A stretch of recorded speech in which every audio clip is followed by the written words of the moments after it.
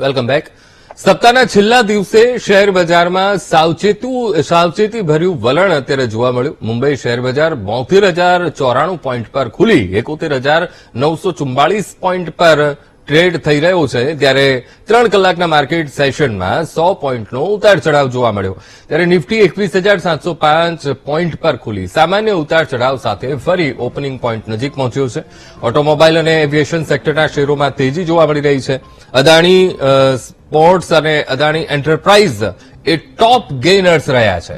Britannia, Nestle અને સનફાર્મા પણ ટોપ losers એ જોવા મળ્યા છે.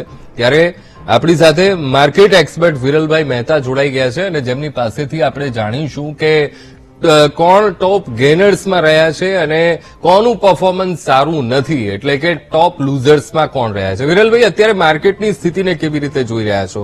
મુંબઈ શેરબજારમાં ઉતાર ચઢાવ અને સાથે સાથે જે રીતે સેન્સેક્સ જે ટ્રેન્ડ થઈ રહ્યો છે અને અદાણી પોર્ટ્સ, અદાણી એન્ટરપ્રાઇઝ એ ટોપ ગેનર્સ રહ્યા છે, આપના મતે માર્કેટ અત્યારે કેવું છે? અત્યારે માર્કેટ જે છે એ સ્ટોક સ્પેસિફિકેશન છે, એક સાઇડવે ઝોનમાં કહી શકાય, કારણ કે હવે જે ચાલુ થશે અર્નિંગ સિઝન ચાલુ થશે. હવે આવનારા દિવસોમાં આપણે જે મોટા દિગ્ગજ બધા લાર્જ કેપ છે, આઈટી સેક્ટરના છે, બેન્કિંગ સેક્ટરના છે, જેમ કે ટીસીએસ, વિપ્રો, આ બધાના હવે રિઝલ્ટ આવશે. એટલે જયારે પણ અર્નિંગ સેશન સ્ટાર્ટ થાય ને ત્યારે માર્કેટમાં માઇનસ પ્લસ બને રહી છે, વોલેટિલિટી વધી જાય છે, કારણ કે કોનું રિઝલ્ટ કેવું આવશે, કોનું માર્જિન કેટલું ઘટશે વધશે, એના ઉપર આગળનો વ્યૂ ડિસાઇડ થાય છે કે કયું સેક્ટર ક્યારે કઈ રીતે ચાલશે. ખાસ કરીને અદાણીની વાત કરીએ તો એની ફેવરમાં જે ચુકાદો આવ્યો એના કારણે અદાણી એના શેરોમાં તેજી જોવા મળે છે હાલની તારીખે. અને આવનારા દિવસોમાં આપણે જોવા જઈએ તો જે સ્ટીલ સેક્ટરમાં જે પ્રોફિટ બુકિંગ આવ્યું છે એની જગ્યાએ હવે ઓટો સેક્ટરમાં આવનારા દિવસોમાં એક તેજી જોવા મળી શકે, ઓટો સેક્ટર અને પાવર સેક્ટરમાં. ઓકે, તો હવે વિરલભાઈ, સાવચેતી ભર્યું વલણ છે તો સાવચેતી કઈ બાબતમાં ખાસ તો રાખવાની છે એ આપણા દર્શક મિત્રોને જણાવશો. જી, સાવચેતી ખાસ એ બાબતમાં રાખવાની જરૂર છે કે કોઈ પણ સ્પેક્યુલેટર જેવું કામ ન કરે કે એક જ દિવસમાં તમે ટ્રેડિંગ કરીને પૈસા બનાવી લેશો, એવી હવે જગ્યા રહી નથી, કારણ કે માર્કેટ બંને બાજુ વોલેટિલિટી આપશે.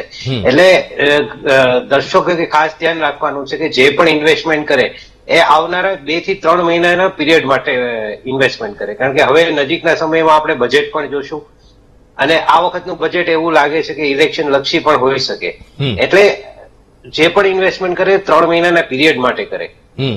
કોઈ પણ એવા સેક્ટરમાં ઇન્વેસ્ટમેન્ટ ન કરે જે સેક્ટર ઓલરેડી ચાલી ચુક્યું છે. આવનારા સમયમાં જો ઇન્વેસ્ટમેન્ટ કરવું હોય તો દર્શકોએ ખાસ કરીને પીએસયુ બેંક સેક્ટર છે, ઓટો સેક્ટર છે અને ઓઇલ સેક્ટર છે, આ 3માં ઇન્વેસ્ટમેન્ટ કરે તો એક રિટર્ન સારું મળી શકે એવી શક્યતા છે. ઓકે વિરલભાઈ, ઘણા લોકો દરરોજનું પણ રોકાણ કરતા હોય છે અને એમાંથી પણ કમાતા હોય છે, એવા પણ લોકો છે. ત્યારે એવા લોકો માટે શું કહેશો? કારણ કે એક તરફ માર્કેટ અત્યારે ઉતાર ચઢાવ વાળું છે. જી, એવા લોકો માટે ખાસ કેવું છે કે 21,600 નો નિફ્ટીનો સ્ટ્રોંગ સપોર્ટ છે, એની નીચે ક્લોઝિંગ ન આપે ત્યાં સુધી માર્કેટ બહુ નીચે જઈ શકે એમ નથી. માર્કેટ એક સીમિત દાયરામાં છે. નિફ્ટી તમે જોવા જાવ તો 21,550-600 થી લઈ અને 21,800-900 સુધી ટ્રેડ કરે છે.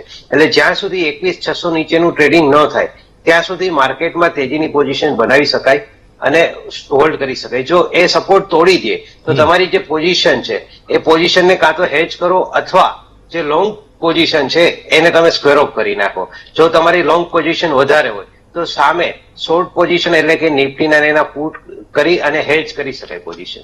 ઓકે વિરલભાઈ, હવે આ 3 કલાકના માર્કેટ સેશનમાં લગભગ 100 પોઈન્ટનો આપણે ઉતાર ચઢાવ એ જોયો છે, તો એ શું દર્શાવે છે રોકાણકારો માટે ખાસ? તો આપણે જે 3 કલાકના સેશનમાં જોયું ને સાહેબ, એમાં વધારે પડતું જે નીચેનો પાર્ટ આવ્યો એ બેન્કિંગ સેક્ટરમાં આવ્યો. તમે જોવા જાવ તો અત્યારે પણ નિફ્ટી 30 પોઈન્ટ પ્લસ છે અને સામે બેંક જે છે, બેંક નિફ્ટી એ 130 પોઈન્ટ માઇનસ છે, એની સામે સેન્સેક્સ પ્લસ છે. એટલે જે પ્રોફિટ બુકિંગ આવ્યું છે એ બેન્કિંગ સેક્ટરમાં આવ્યું છે. એટલે બેન્કિંગ સેક્ટરમાં જે રીતે પ્રોફિટ આવ્યું છે આવતા 2 કલાકમાં કે 3 કલાકમાં તમે જો 3:30 સુધી માટે તમારે કોઈ પણ ટ્રેડ કરવો હોય તો તમારે બહુ સાવચેતીપૂર્વક કરવો પડે અને બેન્કિંગ સેક્ટરથી દૂર રહી અને તમે ઓટો સેક્ટરમાં ટ્રેડ કરી શકો. ઓકે વિરલભાઈ, હવે જેને લાંબા ગાળામાં જવું છે, ઘણા એવા રોકાણકારો હશે કે જે લાંબા ગાળાનું વિચારીને એ લોકો આ સેક્ટરમાં રોકાણ કરતા હોય છે, તો એવા લોકોને તમે શું ટિપ્સ આપશો?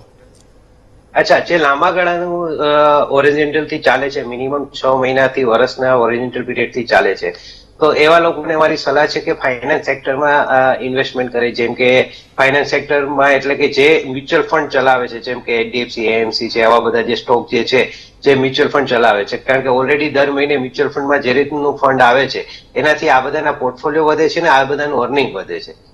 એટલે લાંબા ગાળા માટે એએમસી સેક્ટર જેટલા પણ છે એમાં ઇન્વેસ્ટમેન્ટ કરી શકે. ફાઇનાન્શિયલ સેક્ટર પણ ઘણા બધા છે, જે અમુક બ્રોકરેજ હાઉસ છે એમાં ઇન્વેસ્ટમેન્ટ કરી શકે. આવા બધા સેક્ટરમાં ઇન્વેસ્ટમેન્ટ કરશે તો એક સારું એવું રિટર્ન મળી શકે એમ છે. અચ્છા.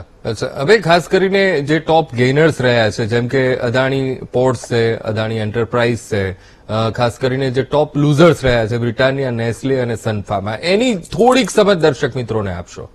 જી, આપણે ખાસ કરીને જોવા જાય તો એફએમસીજી જે સેક્ટર છે એમાં ખાસ કરીને લૂઝરમાં દેખાય છે, કારણ કે બ્રિટાનિયા ને એ બધા જે છે એ એફએમસીજી છે, અને સામે ફાર્મા સેક્ટરમાં પણ થોડું ઘણું પ્રોફિટ બુકિંગ દેખાય છે.